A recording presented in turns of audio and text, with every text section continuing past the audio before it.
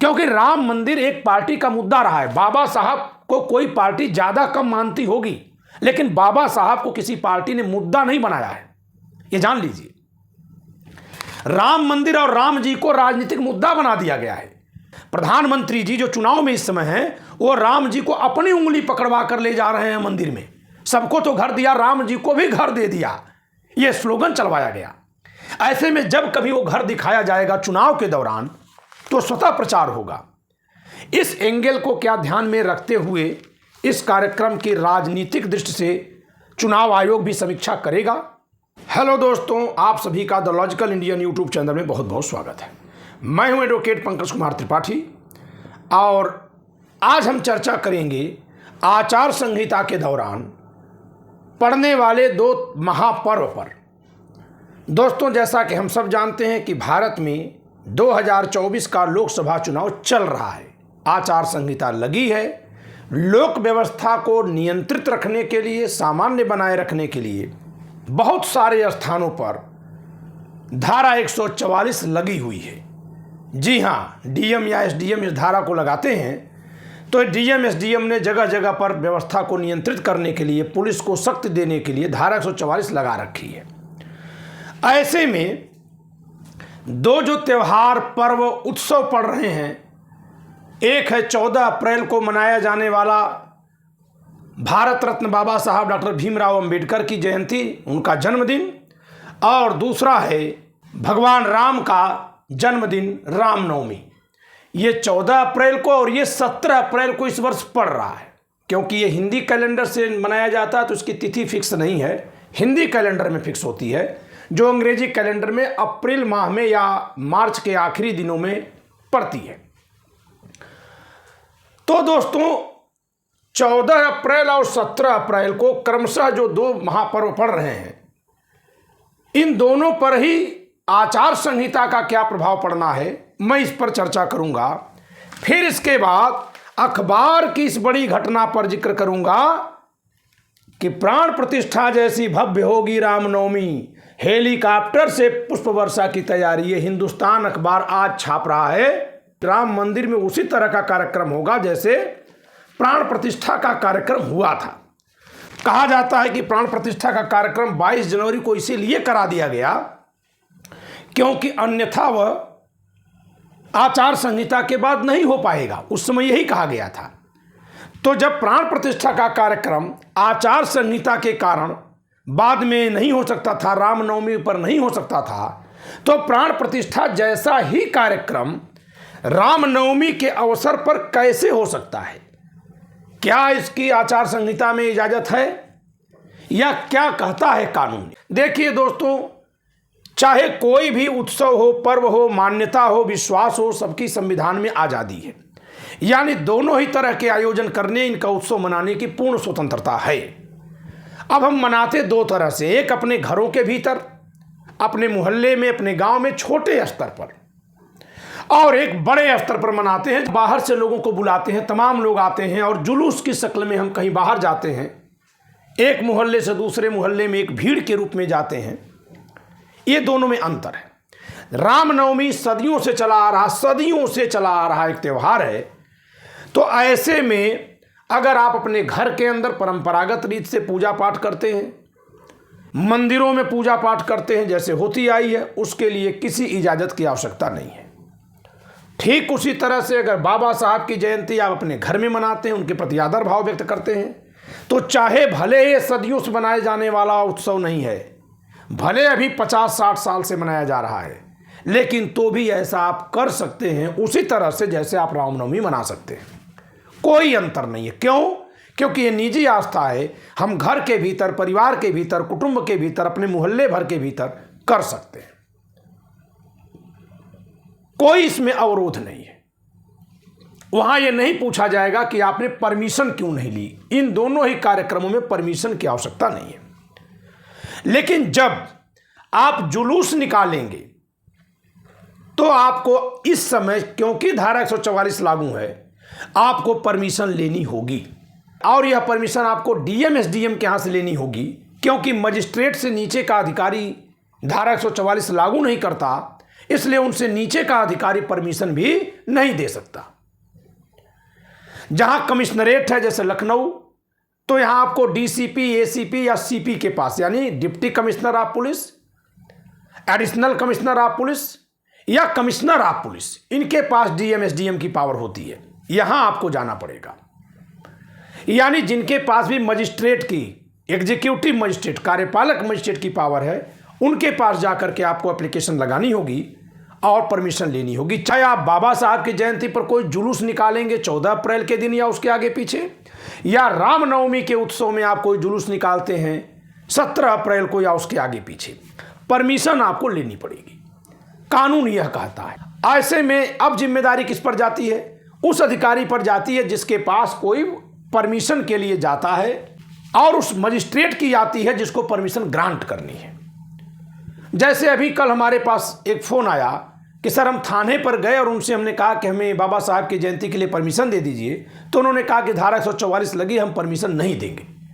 जबकि पुलिस वाले को क्या कहना चाहिए था कि धारा 144 लगी है, जो मजिस्ट्रेट की पावर से लगी है, हमारी पावर में नहीं आता, हमसे ऊपर की पावर है, आप वहाँ जाइए। पुलिस की जिम्मेदारी है कि जो पावर उसके पास नहीं है वो जिसके पास है उसकी सूचना दे दे। प्रशासनिक अमले में ये नहीं कि और किसी विभाग की बात आप करने लगेंगे कि बैंक खाता कहाँ खुलवाएं, इसके लिए नहीं, आधार कार्ड कहाँ बनेगा, ये नहीं सूचना देंगे। लेकिन प्रशासनिक व्यवस्था में जो पुलिस का जो सिस्टम है, जिन व्यवस्थाओं को चलाने में पुलिस भी शामिल होती है, उन व्यवस्थाओं से संबंधित बात को लेकर अगर कोई पुलिस के पास जाता है तो उनकी एक जिम्मेदारी है कि वो मना करते समय ये भी बता दें कि उपयुक्त फोरम कहाँ है, समुचित मंच कहाँ है, कहाँ जाकर शिकायत करनी चाहिए, आवेदन करना चाहिए। तो एक तो बात यह है कि आप थाने पर मत जाइए, आप सीधे डीएम एसडीएम के यहाँ जाइए, जहाँ आपको जिस स्तर का कार्यक्रम, जैसे जिला स्तर का कार्यक्रम है, एक तहसील से दूसरे तहसील तक का कार्यक्रम आप कर रहे हैं तो डीएम से परमिशन लेनी पड़ेगी। लेकिन अगर एक ही तहसील के भीतर, एक परगना के भीतर कर रहे हैं आप, तो आप एसडीएम से परमिशन लीजिए, लेकिन उनसे कम कोई परमिशन देने वाला नहीं है। अब अखबार की इस खबर पर आते हैं कि प्राण प्रतिष्ठा जैसी भव्य होगी रामनवमी, अयोध्या में आयोजन, हेलीकॉप्टर से पुष्प वर्षा की तैयारी, फूल वर्षा की तैयारी। 50 कुंतल देसी और विदेशी फूलों से सजेगा पूरा मंदिर परिसर। 5 मंडपों के साथ साथ जन्मभूमि पथ की भी होगी सजावट। तो दोस्तों, ये इतनी सारी व्यवस्था, इतना सारा सजावट, इतना सारा तामझाम एक व्यक्ति न तो कर पाएगा, 4 व्यक्ति न तो कर पाएंगे, और न ही इतने ही लोगों की सहभागिता से वह कार्यक्रम संपन्न होगा। जाहिर सी बात है कि इस कार्यक्रम को करने में भी हजारों लोग भाग लेंगे और इसका आनंद लेने में भी 10,000 लाख लोग जुटेंगे। तो आचार संहिता के दौरान जबकि छोटे छोटे कार्यक्रमों के लिए परमिशन लेने की इतनी ज़्यादा दिक्कत हो रही है, ऐसे में इतने बड़े स्तर पर कार्यक्रम कैसे हो रहा है? मैं ये नहीं कह रहा हूँ कि राम जी के लिए कार्यक्रम नहीं होना चाहिए, बाबा साहब के लिए कार्यक्रम नहीं होना चाहिए, बिल्कुल होना चाहिए। लेकिन आचार संहिता के दौर में ये कार्यक्रम कैसे हो रहा है?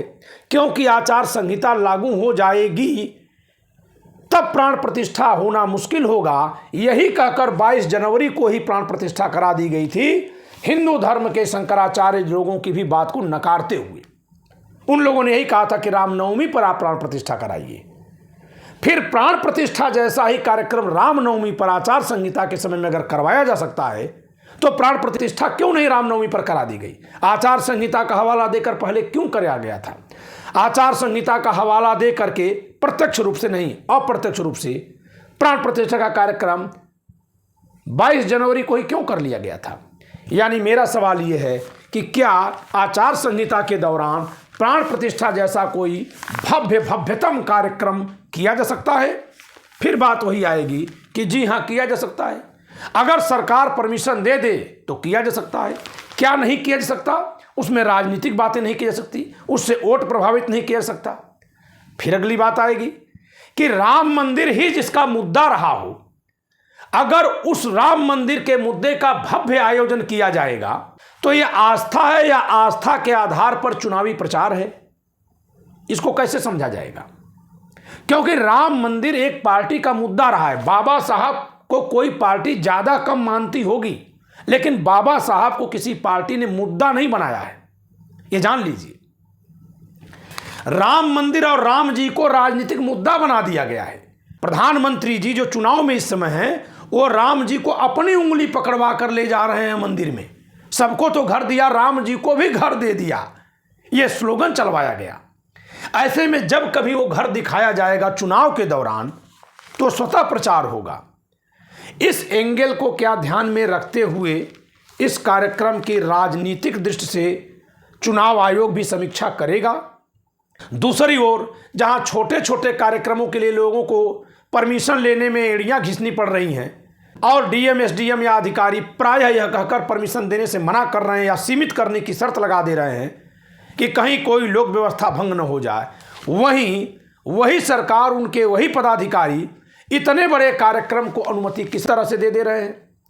यानी अगर इतने बड़े कार्यक्रम को आयोजित करने में कोई दिक्कत नहीं है, लोक व्यवस्था कहीं से कोई खतरे में नहीं पड़ेगी, शांतिपूर्वक संपन्न करा लिया जाएगा, तो बाबा साहब की जयंती मनाने वाले कार्यक्रमों में अशांति भंग हो जाने की आशंका क्यों और उसको नियंत्रित करने की विफलता दिखाकर उसके आयोजन पर प्रतिबंध लगाने की बात क्यों। ये दो बातें एक साथ उठ रही हैं। क्योंकि आज हिंदुस्तान अखबार ने अपने फ्रंट पेज पर बड़े में छापा है कि प्राण प्रतिष्ठा जैसी भव्य होगी रामनवमी, रामलला का सूर्य तिलक होगा मुख्य आकर्षण। इसमें यह भी लिखा हुआ है कि राम मंदिर के मुख्य पुजारी आचार्य सत्येंद्र दास शास्त्री ने बताया कि इस मौके पर सभी वैष्णव परंपरा के मंदिरों समेत शाक्त परंपरा के छोटी देवकाली व बड़ी देवकाली मंदिरों में कलश स्थापना के साथ अनुष्ठान शुरू होगा। ये तो सामान्य पूजा है, ठीक है। राम मंदिर में 51 वैदिक आचार्यों द्वारा श्री रामचरितमानस व श्रीमद् वाल्मीकि रामायण के अलावा विष्णु सहस्त्रनाम एवं श्री राम रक्षा स्तोत्र का पारायण भी किया जाएगा, ठीक है। ये भी धर्मस्थल आप करिए। लेकिन अगर कहीं कोई जुलूस निकाला जा रहा है, जो प्रायः निकल रहा है 10 वर्षों से, तो इसमें कुछ रामनवमी का जो जुलूस होता है बहुत लोगों को भयग्रस्त कर रहा है। इस तरह से रामनवमी का जुलूस निकाला जाता है।